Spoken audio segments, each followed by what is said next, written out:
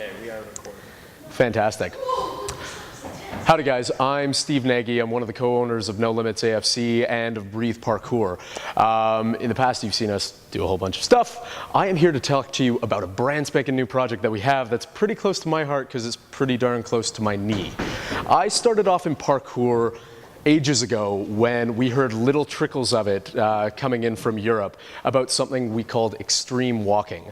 And I was a ski racer at the time, and when I was doing that, we all wanted to learn how to do backflips and front flips and 360s and everything. So when we heard about extreme walking, we thought it was this ridiculous thing that we could learn everything we wanted to learn with. So we started doing it and like jumping off cliffs around Canmore and Banff in Canada here, and just thinking that we were super cool while doing extreme walking.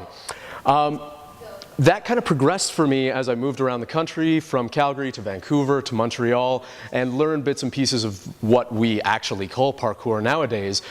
Still very much stunt-based and everything. But then about 5 years ago, I was skiing in Vermont and I made a decision that was not great. You should always be checking your lines before you do them. When you're doing parkour, when you're doing free running, when you're doing skiing, anything else. I didn't check my line, and I ended up flying off a jump and going way too big and smacking into the takeoff of the next jump. When I did that, I collapsed backwards, hit my head, and then flew off and landed about 50 feet past the landing off that jump and hit the ground really hard.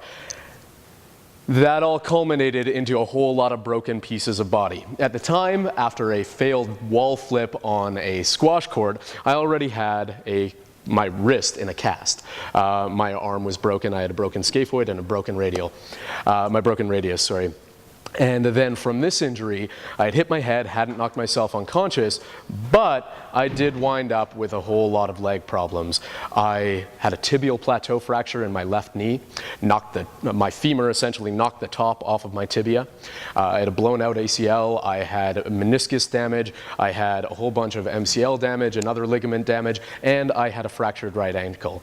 And then I wound up with blood clots in my left leg. So the last 5 years have been this whole process of rehabilitating myself over and over and over again. I've had 2 ACL replacements in my left knee, each of which has managed to take a graft from my hamstrings, so I'm missing a tendon in each of my hamstrings, and now I'm a collection of scars. If you can see this, we'll look at the remnants of ski racing. I've got fasciotomies here from compartment syndrome, other scars from various other accidents, and then a whole lot of incisions based around replacing those ACLs.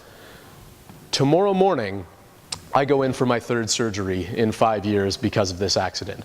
The meniscus damage has finally caught up with me. Now when I cross my legs, I can't move without my knee locking. I can't take an impact. I can't even drop from like 3 or 4 feet up in the air onto the ground softly without it buckling and the meniscus actually flipping over on itself inside of the knee, and then locking up, it gets swollen, it gets really uncomfortable. So tomorrow, I go in for surgery. Now, over the next year, I am going to be using parkour to rehabilitate my knee.